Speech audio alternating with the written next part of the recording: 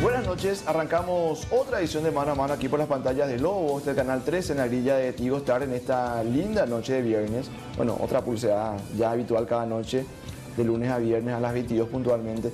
Hoy nos acompaña la senadora Esperanza Martínez y bueno, vamos a debatir con ella muchos temas que hacen a la realidad nacional. Gracias por venir, senadora. Muchas gracias a vos, Gustavo, a todo el equipo aquí que te acompaña y también un saludo especial para la audiencia. Contigo voy a ser generoso por una cuestión de caballerosidad y voy a iniciar con un cumplido. ¿Qué sensación te deja cuando la gente dice en la época de Lugo la salud era mejor, el sistema de salud funcionaba mejor y vos eras ministra de salud? Bueno, yo creo que el tema de la salud fue uno de los temas emblemáticos en el gobierno de Lugo, porque la salud tiene una historia de muchas décadas en donde hay un déficit estructural. Nosotros logramos avanzar en algunas cosas y después creo que se ha retrocedido. Entonces la gente podía comparar antes, durante el Lugo y después del Lugo. ¿Pero qué hicieron para que la gente note tan rápido esa diferencia? Porque yo tuve aquí a referentes colorados. Recuerdo que la diputada Cintia Tarragó me dijo en la época de Lugo era mejor, y varias otras personas de otros partidos que reconocen que hoy el gobierno ha echado por tierra lo que ustedes habían alcanzado como logro. ¿Qué fue lo que se hizo esencialmente para que la gente note esa diferencia tan drásticamente? Y 4 o 5 líneas importantes. La primera fue, y que fue muy debatida y a favor, en contra, pero finalmente la gente comprendió, fue lo que se llamó la gratuidad. Que en realidad fue retirar los aranceles de los hospitales, porque nosotros teníamos un sistema de carácter casi privado a costos menores, pero todo se cobraba y algunas cosas se exoneraban y algunas cosas eran gratuitas. Al retirar los aranceles, la gente, sobre todo de escasos recursos, dejó de sacar dinero de su bolsillo y eso fue un impacto en la economía y ayudó a que más gente también volviera al sistema de salud, porque mucha gente que no tenía para pagar terminaba con un médico yuyo en la farmacia, o si no decía, ¿para qué voy a ir si no tengo? ¿Y hay números al respecto, senadora, de en cuánto se incrementó la cantidad de consultas? Sí, nosotros comenzamos y tomamos la línea del 2007, digamos, previo, y al 2010 casi duplicamos. Estábamos con más o menos 3 millones de consultas, llegamos a más de 9 millones al año. También se aumentaron el número de personas atendidas, porque una persona puede consultar varias veces.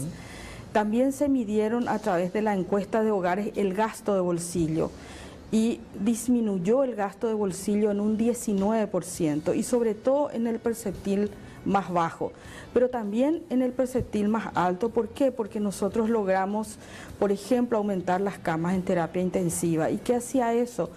Que esa persona que hoy tenía un seguro privado que le dura 8 días, 15 días, terminaba su seguro privado y terminaba finalmente en un hospital público. ¿Y cuánto lograron incrementar la cantidad de camas de terapia? De 68 que recibimos al llegar. 68 en todo el país había. En todo el país. Sacando IPS, el sistema público tenía 68 camas para todos los paraguayos. Y llegamos a casi 300 camas. ¿Y eso decreció de vuelta con el gobierno de Cartes? Por lo que ustedes decreció porque se han disminuido los contratos con el sector privado.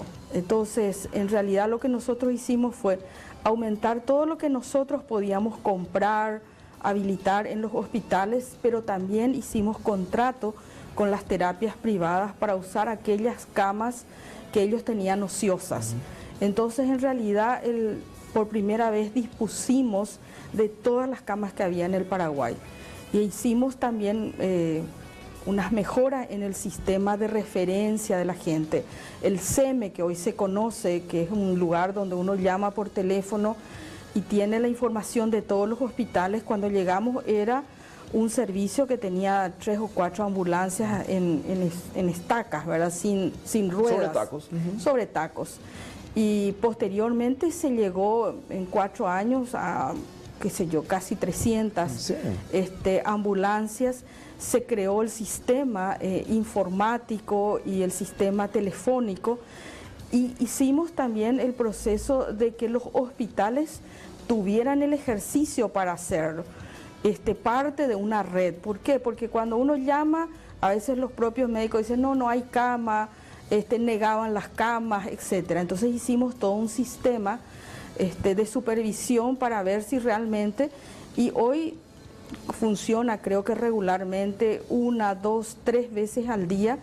El servicio de SEME llama a los hospitales para ver si han habido altas, pacientes que fallecen, pacientes que salen de alta, pacientes que salen de la terapia para ir a una cama, y entonces se produce un traslado. Un paciente que está en un hospital es trasladado al otro. ¿Y cómo era antes de, se llamaba hospital por hospital? Cada uno, lo habitual es que te dijeran, tu familiar necesita terapia. Entonces vos le empezabas a llamar a los médicos que conocías, te ibas a los hospitales, o al presidente seccional, o algún político de turno. ¿Y esos cambios, senadora, fueron parte de una iniciativa tuya o luego lo iba a hacer fuera quien fuera el ministro de Salud? Bueno, en realidad las dos cosas. Nosotros pudimos trabajar unas 20, 25 personas, compañeros, amigos de muchos años. Trabajamos 10 meses para hacer lo que le llamamos política pública de calidad de vida y salud con equidad. Que nuestro sueño era que eso se convirtiera en una política de Estado, que estuviera 5 años Lugo, después viniera otro y otros presidentes, pero que esa política de salud, si nosotros hicimos 10 cosas, el siguiente hiciera 20, el siguiente 30, 40, y avanzáramos hacia un cambio estructural en salud. Y hicimos una propuesta el 7 de abril del 2008, a semanas de que se hicieran las elecciones. Hicimos un pequeño acto en el Hotel del Paraguay con Federico Franco y con Lugo, y le hicimos firmar un pacto, ¿En serio? Un documento de unos 10 puntos donde colocábamos estas líneas políticas. Que no era más que una expresión de voluntad. Que era una expresión de voluntad. Pero ¿qué me sirvió? Bueno, y después el presidente Lugo en ese momento confió en mí para que sea la ministra de Salud. Me acompañaron este grupo de compañeros y otros que se sumaron después al Ministerio de Salud. Y lo que hicimos fue, creo que fuimos el ministerio que llegó con una agenda propia. Nosotros pensábamos hacer los equipos de salud de la familia, que fue otra innovación, para llevar médicos donde nunca había médicos. Cada 5.000 personas, un equipo de médicos, enfermeras, odontólogos. ¿Qué se llamaba? Unidades de salud de la familia. Sí. Eso también ayudaba a descomprimir que la gente acuda a los hospitales en masa.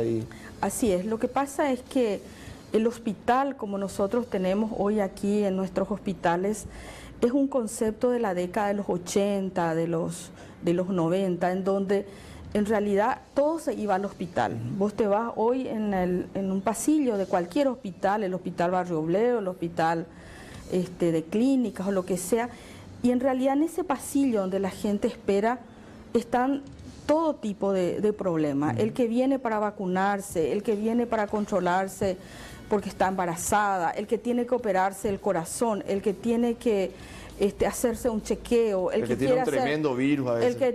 el que acaba de tener un accidente de tránsito y necesita entrar en terapia intensiva. Todos entran por la misma puerta, o de urgencia o de servicios ambulatorios, y está en el mismo pasillo. Hoy los hospitales modernos dejan para 5 cosas.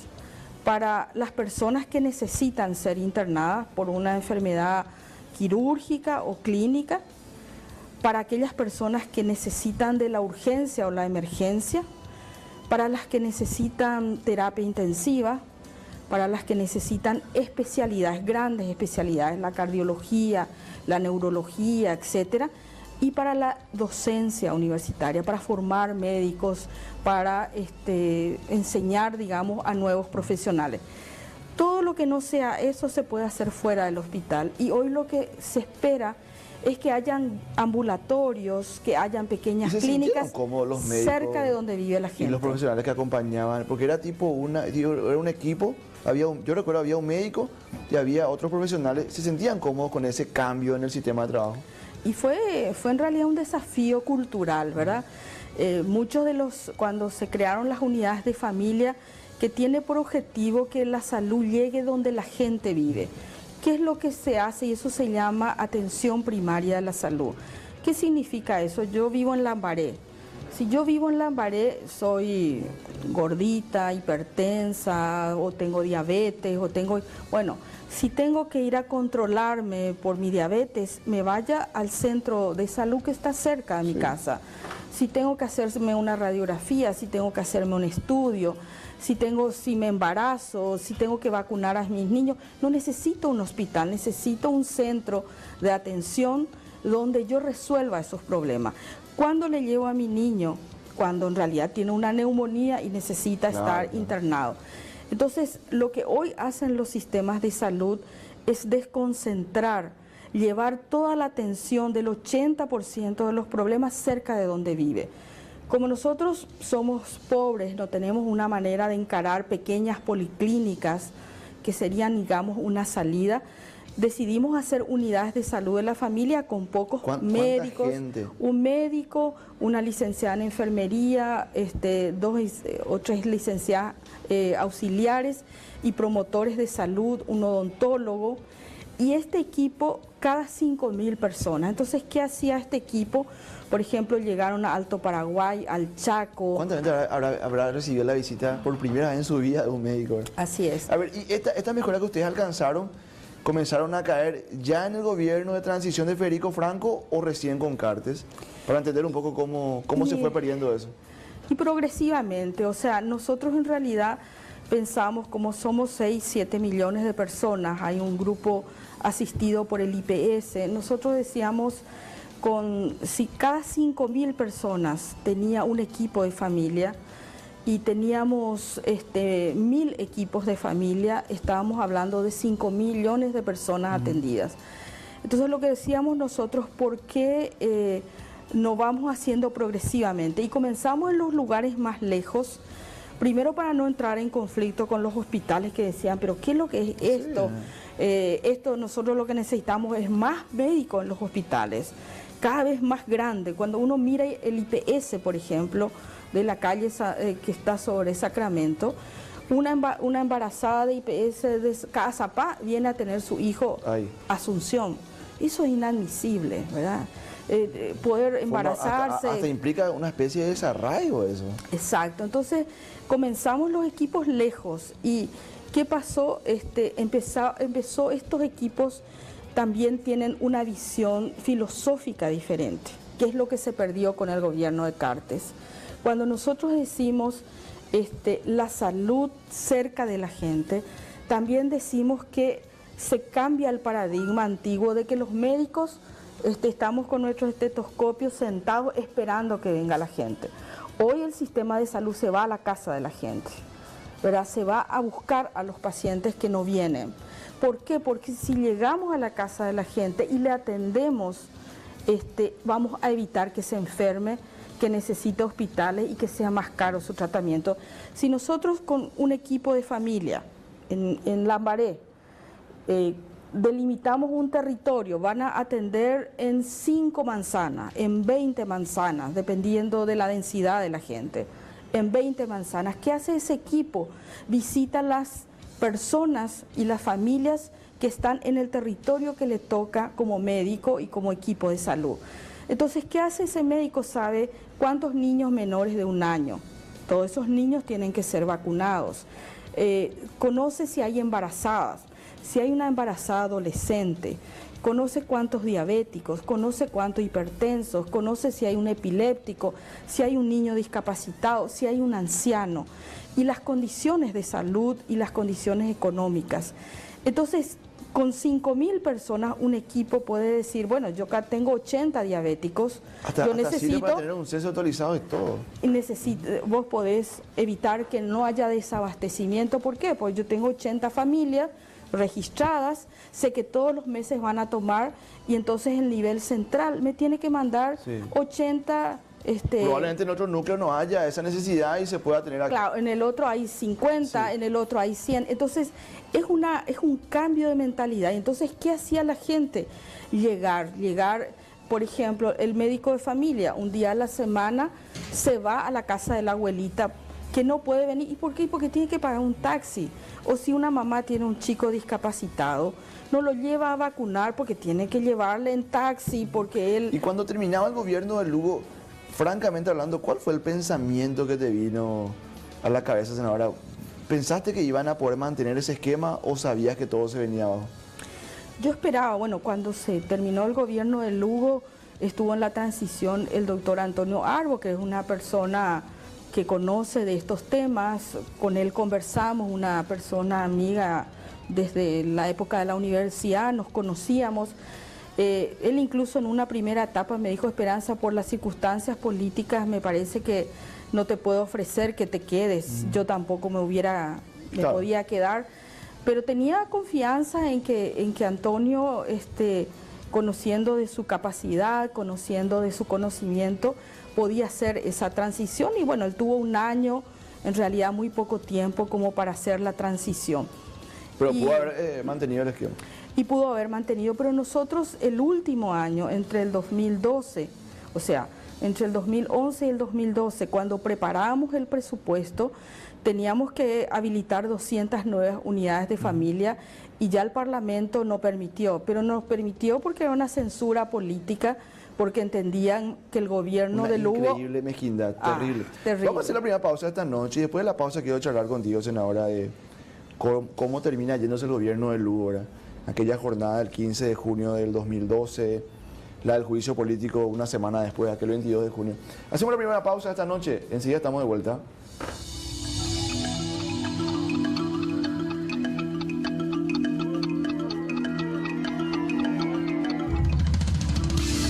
Estamos de vuelta en el segundo bloque del Mano a Mano esta noche y quiero recordarles que estamos siendo presentados como cada jornada por la cooperativa 8 de marzo y también decirles que pueden escucharnos de lunes a viernes de 9 a 10 de la mañana en la 11:20 AM con las repercusiones de cada programa, de cada Mano a Mano y también leer lógicamente el eco que pueda producir cada entrevista en www.diariolasemana.com, en el periódico La Semana.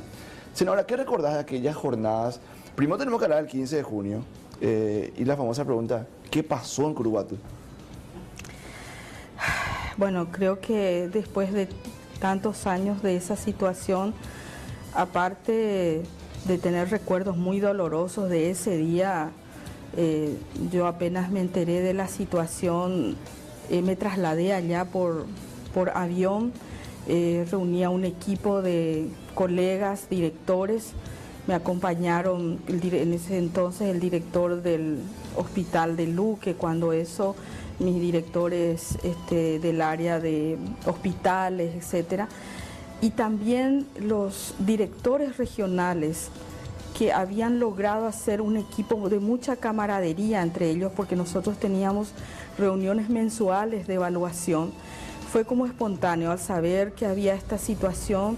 Salieron de Caguazú, salieron de Ciudad del Este, salieron de diferentes puntos y llegamos medio todos juntos allí porque no se sabía lo que iba a pasar, había amenazas de que podía recrudecer la violencia, etc. Y hoy uno puede entender que eso fue hasta un montaje, quienes estuvieron detrás de eso, pero en realidad había como una necesidad de buscar una razón para sacarlo a Fernando Lugo un año antes, porque Fernando Lugo tenía una percepción de la gente muy favorable y era muy probable que pudiera continuar, digamos, otro proceso más. Era muy fácil pensar a Fernando Lugo de nuevo o por lo menos proyectando un segundo gobierno con personas que él pudiera designar, etcétera. En ese momento que ocurre, para entender un poquito la lógica que me estás explicando, ¿se hablaba de la posibilidad de una reforma constitucional para que Lugo pueda ser reelecto? Eso fue unos meses antes. En realidad se llegó a juntar firmas, algunos de los colegas que estaban en el Senado. Se intentó, pero evidentemente nosotros no teníamos absolutamente ninguna fuerza política en el Parlamento y entonces eso ni siquiera corrió. Claro. Y si ustedes creen que fue un montaje, hay que poner bajo la lupa de la sospecha a los que terminaron articulando el juicio político.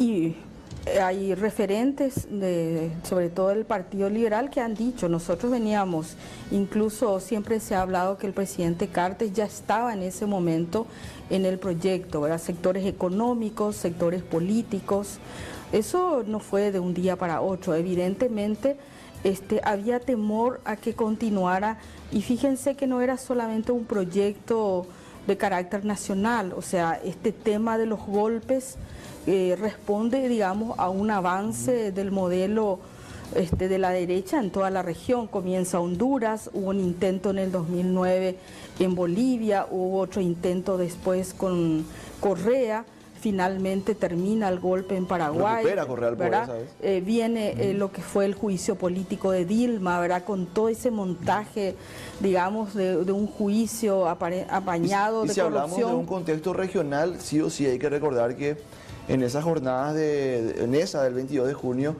estaba en el pasillo del Palacio de Gobierno Nicolás Maduro, que era canciller cuando eso Venezuela.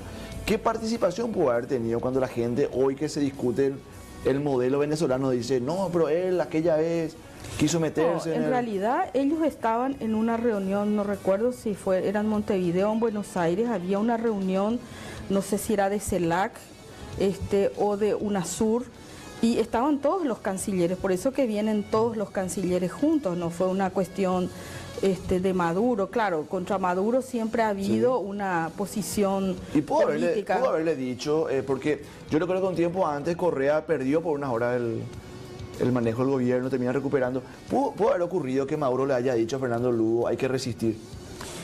En realidad, creo que hoy ya todos lo conocemos. A Fernando Lugo es una persona que siempre se ha caracterizado por tomar sus decisiones, incluso a veces contraria a la que nosotros queremos. El ejemplo claro de la enmienda, ¿verdad? Yo no creo que, no sé si lo habrá hecho o no Maduro, pero creo que Fernando es una persona que se ha caracterizado por tomar dos decisiones. Creo que eso viene de su historia de obispo, claro, ¿no? Vos sabés que yo tengo acá en la mente, puedo cerrar los ojos y recordar una imagen en la que ustedes vienen caminando del Palacio de Gobierno al Congreso, parece ayer. Así es. Ustedes tuvieron la posibilidad histórica de convocar a la gente y de que la gente recita en las calles. ¿Por qué no lo hicieron? Y fue una decisión colectiva, pero sobre todo una decisión de Fernando Lugo, que era el que tenía que tomar la decisión. Él es un hombre de iglesia dentro de todo, y él lo que no quería eran hechos de violencia, que pasara como un marzo paraguayo. Él decía, en este momento la resistencia puede significar un baño de sangre, y finalmente yo me quiero quedar en el Paraguay, quiero seguir haciendo política en el Paraguay, y ya volveremos y lo haremos por métodos democráticos. Y creo que fue una decisión criticada por muchos de nuestros compañeros de izquierda, criticadas incluso por la izquierda internacional, algunos a favor. Algunos que decían que había que defender el proceso. Claro, y uno mira para atrás y dice, tal vez no se equivocó, porque si hubiera habido hechos de sangre, la polarización hubiera sido mayor, etcétera.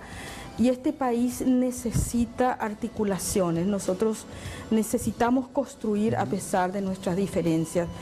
Y hoy, a pesar de todo eso, Fernando Lugo, guste o no guste, sigue siendo el líder político más importante, y lo hubiera ganado a Cartes si lo dejaban competir. Yo también creo lo mismo. Senadora, decías vos, hacías mención de que probablemente Cartes ya estaba detrás de aquella articulación. Muchos creen que en verdad es el cerebro de aquel juicio político. Y también recuerdo gráficamente que esa mañana, el 22 de junio, Blas Llano desciende del segundo piso al directorio liberal después de una reunión del comité político y dice, la suerte está hecha, no hay vuelta atrás, y parece ser el momento en que se configura lo del juicio político. ¿Cómo es que después de unos años, 5 años, es más, con una cuestión tan paradójica, también un 22 de junio, 5 años después, la suerte política les encuentra reunidos a los tres, Blas Llano, Horacio Cartes y Fernando Lugo, detrás del mismo objetivo? ¿Cómo fue ese proceso de reconciliación o solamente había un interés en común? Bueno, en realidad, como dice, estábamos juntos intentando votar por una ley, pero no revueltos. No revueltos, juntos sí. pero no revueltos. En primer lugar, yo creo que yo por lo menos valoro mucho que mis compañeros del Frente Guazú y así también como Fernando Lugo, y incluso para mí personalmente nunca ha sido fácil superar ese momento en donde en realidad lo que duele es la traición. O sea, cuando uno está en un equipo, podemos tener diferencias. Yo siempre comparo con el tema de la pareja, ¿verdad? Volver a confiar. Entonces, para nosotros fue muy duro, pero uno puede quedarse en el rencor, uno puede quedarse en esa posición impoluta, que a partir de ahora todos los demás son malos, y nosotros somos los buenos, los puros, los intachables. También seguramente cometemos errores, como todos, y creo que en realidad lo que siempre importa es el objetivo estratégico que uno tiene para hacer las cosas. Durante todo este tiempo, tanto el Partido Liberal como el Partido Colorado siguieron sus propios caminos y sus líneas políticas, y el Frente Guazú también. Por supuesto, pasó este duelo político, se organizó y sigue defendiendo sus banderas políticas. Nosotros decimos, nosotros queremos ser gobierno no para ser una alternancia, sino para ser una alternativa diferente.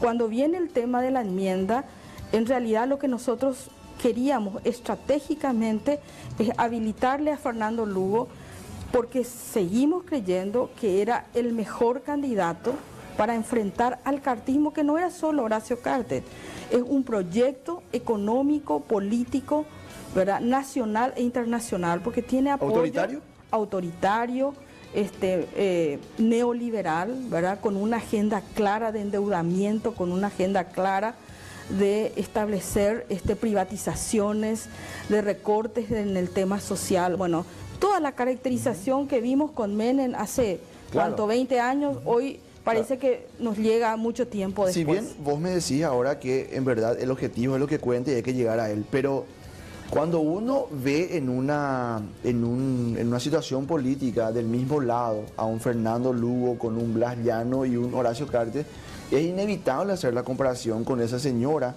a la que el marido le puso los cuernos, y hay que retomar la relación y no hay la confianza. O sea, lo que pasa es que si bien políticamente puede tratarse de una jugada inteligente, es más, yo te decía antes de salir al aire, te decía, ustedes metieron en medio de la agenda varios temas estratégicamente muy inteligentes, por falta de contenido de los otros. Pero si bien a veces puede ser una parte de la inteligencia política, es el detalle que a la gente le causa mucha roncha. Porque la gente que nos ve a nosotros no sabe tragar sapos. Entonces nos dice, ¿cómo es que hoy están juntos y ayer? Bueno, pero ahí es donde hay también una manipulación mediática y se instalan los discursos. O sea, que se instaló, el Frente Guazú se vendió al cartismo. En realidad, nosotros en los 5 años casi que se van a cumplir, no tenemos una sola ley, excepto la enmienda en la cual nosotros hemos votado a favor del proyecto cartista que fuera en contra de nuestros principios, ni uno solo, ni antes, ni durante, ni después. Entonces, en realidad nosotros hemos siempre mantenido una línea. Hemos defendido la enmienda durante el gobierno de Lugo, defendimos durante el gobierno de Cartes y nos hemos mantenido. Coincidió porque lastimosamente él se habilitaba y nosotros también. O sea, vos me decís, nosotros creíamos en el tema de la reelección. Pero sin embargo, si uno hace un poquito de historia, ¿cómo nace la figura política de Fernando Lugo? Con aquella marcha de la resistencia ciudadana en la que Lugo fue el único orador y que era contra el intento de reformar la Constitución de Nicanor. Entonces la gente dice, ¿cómo es que él llega por una situación como esta y termina haciendo lo mismo? Es que él nunca cambió, por eso es que yo te digo, podrás decir lo que quieras, pero Lugo nunca estuvo a favor de la enmienda, fue el Frente Guazú. Sí, claro, pero eso la gente no cree, porque la gente dice, pero él pudo haberle pedido a ustedes que no acompañen. Y nos ha pedido que no acompañemos, pero nosotros somos una fuerza política de 8 partidos y movimientos. Nosotros le hemos pedido muchas cosas a Lugo que él no ha hecho. Claro, pero bien que si ustedes conseguían que el proceso llegue a buen puerto, él iba a ser candidato. Porque iba a lograrse una legitimidad. Él no creía en la legitimidad, pero si esto era aprobado por un referéndum y pasaban los mecanismos legales, él seguramente iba a coger. Pero él no movió un solo dedo en favor de la enmienda, es más, votó en contra. Claro. Senadora, yo creo que probablemente dentro de los 45 que están en el Senado, debe ser una de las personas con mayor sensatez, ¿verdad? Y no es un cumplido.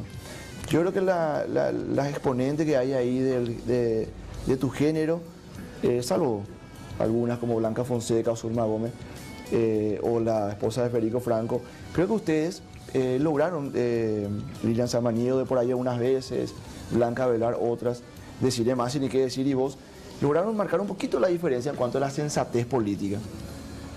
Y te quiero preguntar, con la mochila que te acabo de poner al hombro de la sensatez, ¿ustedes creían que la enmienda era el camino? Sí. ¿Y que era legal? Sí.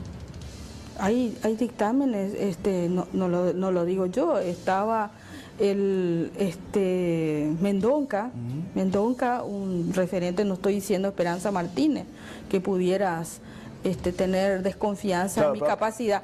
Una persona como Mendonca ha afirmado que la enmienda era posible. O sea, en realidad, aquí lo que digo, mira, lo gracioso de este cuento es que toda esta historia de que es constitucional, acá todos los paraguayos se volvieron expertos en constitución, para comenzar. Pero en realidad nadie se acuerda de las 5 leyes inconstitucionales del gobierno de Cartes. A los 15 días la ley de defensa era inconstitucional y nadie salió a las calles, nadie rompió los cristales, nadie. ¿Por qué? Porque en realidad eso era favorable al equipo económico, al poder político, a todos el entorno que acompañaba al presidente Cartes. Cuando Cartes se enoja con los referentes, con ABC Color, con Bierzi, con su colillo, cuando comienza a haber fisuras entre ellos, entonces se crea una guerra de las galaxias y pareciera que el patriotismo estaba entre la enmienda, cuando en realidad íbamos a discutir los 3 millones de paraguayos. Íbamos a votar. ¿Qué más democracia que eso? Para tu tranquilidad te voy a explicar algo. Yo creo en la figura de la reelección. Yo creo que debe existir en la política paraguaya. Si yo sé que ¿sabes qué yo voy a hacer si soy presidente de 5 años? Voy a ser peor que Menem. Voy a endeudar al remango al país, porque lo que se van a ver son mis obras y que se vea el resto. Pero si yo tengo la posibilidad... No te voy a votar entonces. Claro, pero si yo tengo, y no voy a hacerlo nunca presidente por suerte. Pero si yo tengo la posibilidad de quedarme un periodo más, eso puede ser como un premio, como una motivación para alguien que inicia un proceso. Yo estoy de acuerdo con la reelección. Es más, también estoy de acuerdo que entre una reforma constitucional, entre 200 personas o entre 100 personas, que finalmente van a ser elegidas por políticos, y un referéndum, el referéndum es más democrático. A mí lo que me preocupa es que hay un artículo de la Constitución que dice que ese asunto no es motivo de referéndum, sino de reforma. ¿En qué artículo dice eso? En el 290, lee la enmienda, dice. ¿Qué dice? No, y dice que, en primer lugar, dice que en ningún caso puede ser sometido a enmienda el de la duración del mandato. ¿Y cómo se llama el artículo que habla de la no reelección? De la duración del mandato. No, pero en realidad, ¿qué es la duración del mandato? ¿Cuánto es el mandato? 5. Y la reelección es otro mandato de 5, no hay ningún cambio. Una cosa es que digas, a partir de ahora, en vez de 5 años, dura 8 años. Eso es cambiar la duración. La duración del mandato nunca se cambió.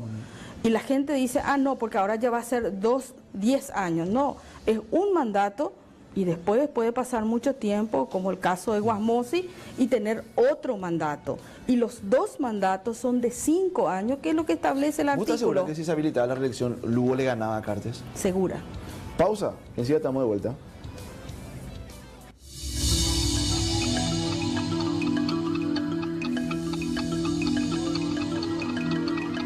Estamos de vuelta en el último bloque del mano a mano de esta noche. A mí me parece que está muy entretenido, en verdad, porque la gente del otro lado quiere escuchar qué piensan ustedes de estos temas que a veces por el trajín diario no hay mucho tiempo para hablar. Siempre que te llaman de una radio o te invitan a un canal de televisión, te invitan para hablar del tema del momento. Y hacer un poco de historia siempre es importante porque la gente quiere conocer esos detalles, ¿verdad? Así es, y además te agradezco y felicito porque a veces la política se ve desde afuera y nos obligan a los políticos a que la política sea una confrontación y tiene que venir alguien del Partido Colorado y acá a pelearnos, etcétera. Y en realidad la política tiene que ser un fuerte debate de las ideas. Eso te iba a decir, nosotros queremos confrontar, pero ideas, ¿verdad? Así es. Por eso yo tengo que hacer, más allá que yo a veces conozca varios de los detalles que te puedo pedir que me des, yo pregunto lo que por ahí la gente quiere preguntar. Senadora, ¿cuál es la situación actual del Frente Guasú? Bueno, nosotros somos una concertación de 8 partidos y movimientos. Tuvimos un congreso en donde hace un año elegíamos a Fernando Lugo como nuestro candidato. La habilitación para hacer alianzas, concertaciones y trabajar, digamos, una línea de movilizaciones y hacer un programa que nos identificara como fuerza política. Hoy, después de lo de la enmienda y la decisión de Lugo de no presentarse, digamos, como candidato a presidente y colocarse dentro de la lista de senadores, estamos en conversación con los referentes del Partido Liberal, de las otras fuerzas progresistas, de manera oficiosa, ¿verdad? ¿Oficiosa no es oficial?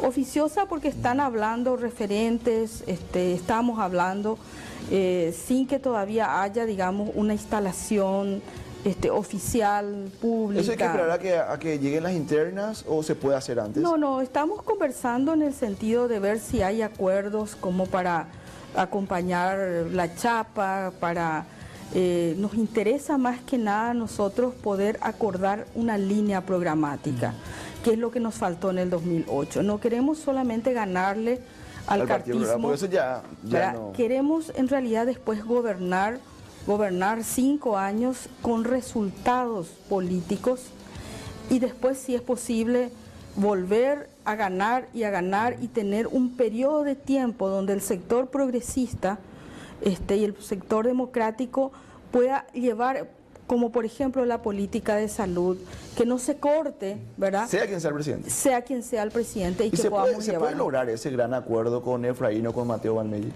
Y estamos detrás de eso. Nuestra idea es decir, bueno, tomemos 5 temas concretos, qué sé yo, no sé, el tema de la soberanía energética, tenemos que tocar Yacyretá e Itaipú. ¿En qué estamos de acuerdo con estos dos fenómenos que van a venir muy pronto? No sé, el tema de la equidad tributaria, el tema de la reforma agraria, el tema de salud, de educación, ¿pero hoy tiene de más empleo. coincidencia o diferencia?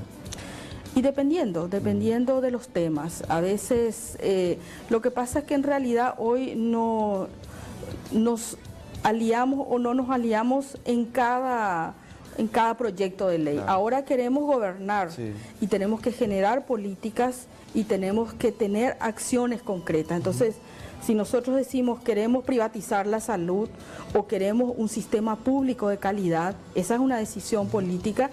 Y sea quien sea el ministro o la ministra de Salud, tiene que llevar hacia adelante. Suponiendo que haya una gran coincidencia en varios de los temas programáticos, ¿es pico confiable el Partido Liberal para el cumplimiento después de lo que acuerden? Y esto es como el amor, ¿verdad? Vos decís que va a ser para siempre. El amor es ciego por los vecinos, no, ¿verdad? Decimos, o sea, ustedes pueden...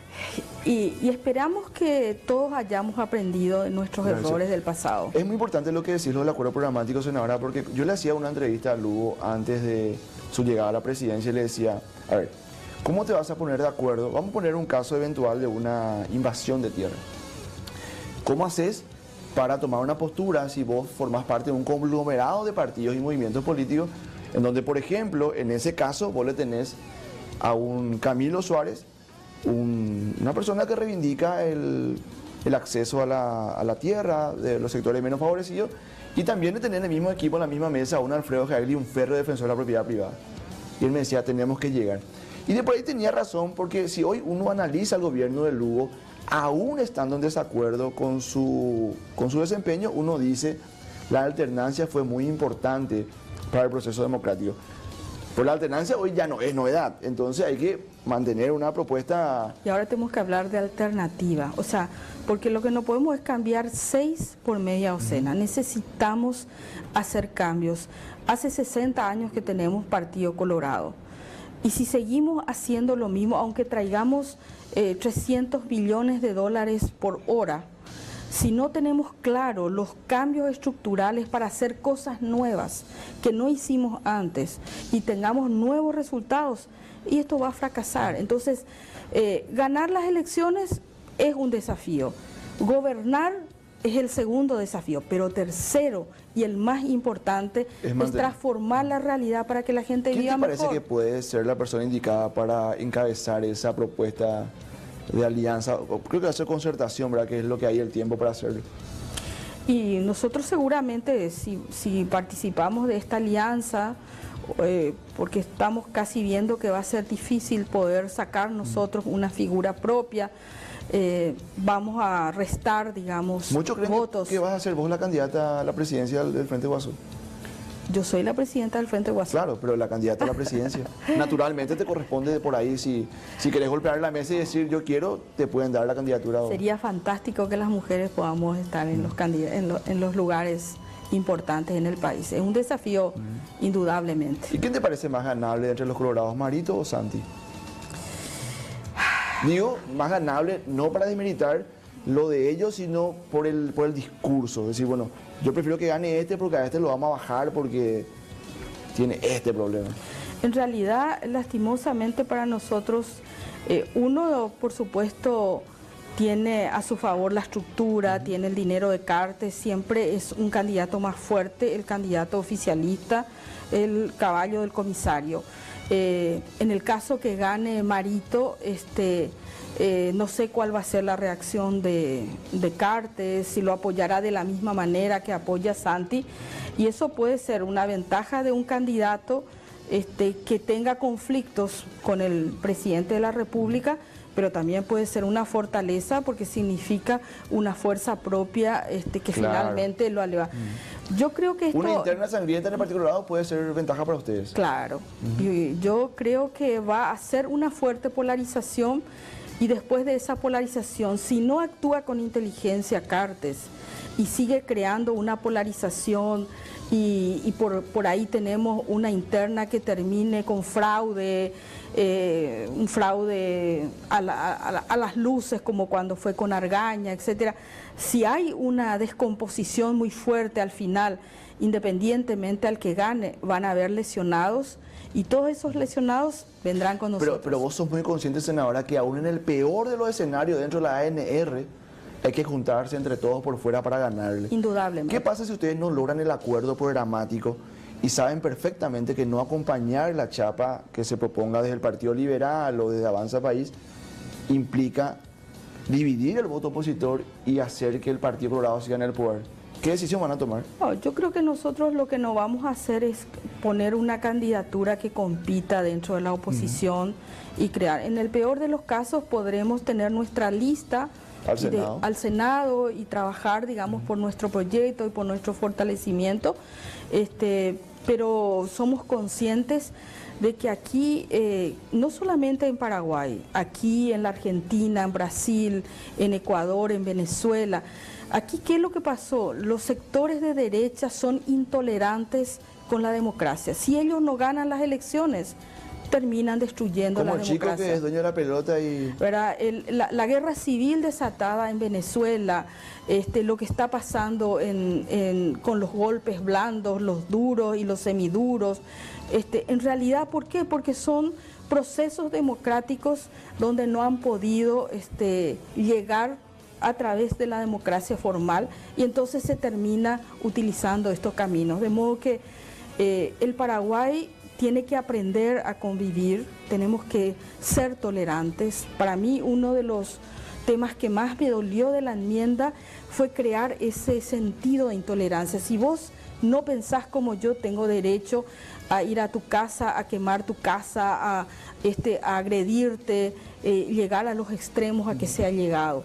Y eso hoy puede ser por la enmienda, mañana puede ser porque vos sos cerrista y claro, yo soy guaraní, ¿verdad? Sí. Y entonces, esa intolerancia hace que en realidad vivamos una democracia de muy mala calidad, porque todos somos paraguayos y algunos extranjeros que decidieron vivir en nuestro país y tenemos que tener todos un espacio para vivir en paz y para tener oportunidades de tener una vida digna. Ese es el compromiso.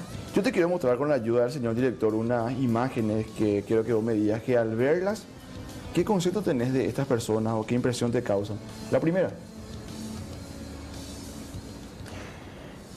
Mario es un amigo de muchos años antes y un compañero dentro del sector progresista.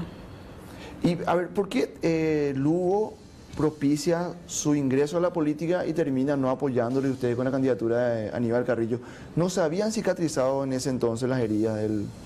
Yo creo que ahí fue un error del momento, en el sentido que veníamos conversando, estábamos a punto y Camilo como que lo empuja a Mario y sale y abandona el Frente Guazú. Y bueno, y al salir, por supuesto, en ese momento ya no pudo darse los acuerdos políticos. Y bueno, ellos salen 2 horas después ya con un movimiento, con nuevo nombre. Y bueno, y esa fractura ya muy cercana a las elecciones no permitió el acercamiento.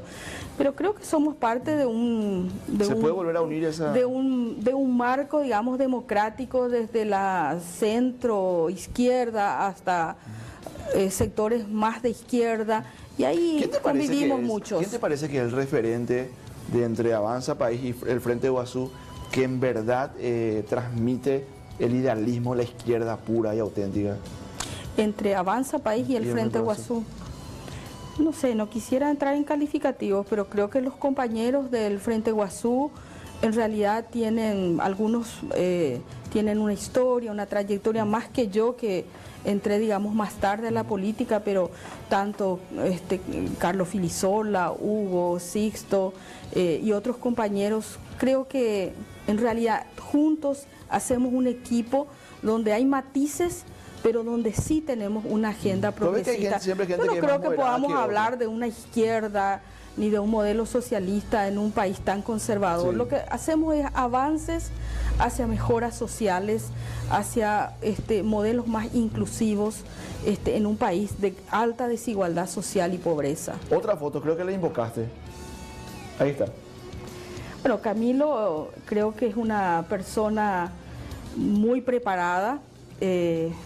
Cuando comenzó a hacer política era mi candidato a futuro presidente de la República, lo veía como un joven prominente, etcétera. Lastimosamente él fue un poco propiciador de estas diferencias y de estos desencuentros, y hoy incluso está protagonizando otra vez desencuentros dentro de su propio movimiento. Pero es una persona que tiene mucho talento para la política y una formación muy sólida. ¿Divide más lo que une, Camilo? Y en este momento por lo menos propició otra vez una situación de desencuentros. Te voy a mostrar una foto que tal vez te guste un poquito más. Bueno, Fernando Lugo creo que hoy es el líder político más importante que tiene el Paraguay y nos ha ayudado a todos los paraguayos a hacer la ruptura de 60 años de Partido Colorado. Va a quedar a la historia como una persona que ha logrado un hecho político del siglo prácticamente, en términos de un país que no podía salir de esa rutina política de un bipartidismo de casi 100 años. Y aparte una persona que ha colocado políticas sociales y le ha dado un rostro social al gobierno y a las políticas. Senadora, vos tenías buen trato con Lugo cuando eras ministra y él era presidente. Charlaban mucho y tenían buen relacionamiento. ¿Alguna vez le tocaste el tema de sus problemas con los hijos y con las mujeres y compañía? Digo como... Siempre. Desde la primera vez que nos enteramos, todas las ministras mujeres le pedimos que si era cierto eso, él lo asumiera, ¿verdad? Que él tenía un compromiso. Y siempre hemos hablado, sobre todo porque todos mis compañeros en el Frente Guazú son un poco machistas y yo soy feminista, defensora de la igualdad de los hombres y las mujeres. Entonces, pues no esa igualdad a la hora de pagar la cuenta también, no también solamente. Todas las igualdades. Otra foto. Nicanor, una persona que pudo haber sido el gran transformador dentro del Partido Colorado, y a los 2 o 3 años de su gobierno, en realidad primó más su deseo de reelección, de quedar a la historia como un gran transformador, político, preparado, varios títulos universitarios, fuerte liderazgo político. Debería haber sido el cambio después de González Macri, debería haber sido el cambio dentro del partido. Y no era muy difícil ser mejor que Con González ideas Macri. progresistas, podría haber sido el gran cambio de modelo político, de modelo productivo en el Paraguay, y le faltó. Si entra, ¿crees que va a contribuir en algo en el Senado? Sí, creo que va a ser una gran contribución para el debate. Otra foto, la última creo. Un gran empresario. Hasta ahí. No, Horacio Cartes en realidad es hoy el responsable, va a quedar a la historia como el responsable de contribuir al modelo neoliberal, a un modelo neoliberal que es benefactor de las empresas, benefactor de los sectores poderosos de este país, pero se olvidó del pueblo paraguayo. Lastimosamente se olvidó de las políticas Con sociales. ese trajecito tenés medio porte de maestra. ¿Cuánto le pones del 1 al 10? En su gobierno, 4. 4. Tengo una última foto, me dicen acá. Una última. Un dictador responsable de desaparecidos, de muertes y responsable del atraso de 60 años en la historia política del Paraguay. ¿Cree que hay resabios del estronismo en la clase política o...? Eso es lo más duro, porque Stroessner podemos, aparte del tema de derechos humanos, de los hechos de enriquecimiento de los grandes hombres de Itaipú en su gobierno, en realidad logró transformar culturalmente a la sociedad paraguaya. Para mal. Para mal. Gracias por irse ahora. Al contrario. Muchas gracias por la charla. Retornamos el lunes con otra edición del Mano a Mano aquí por las pantallas del Lobo en el canal 13 La Grilla de Tigo Star y quiero agradecer como cada noche a Sastrerías Mieres. Que pasen bien.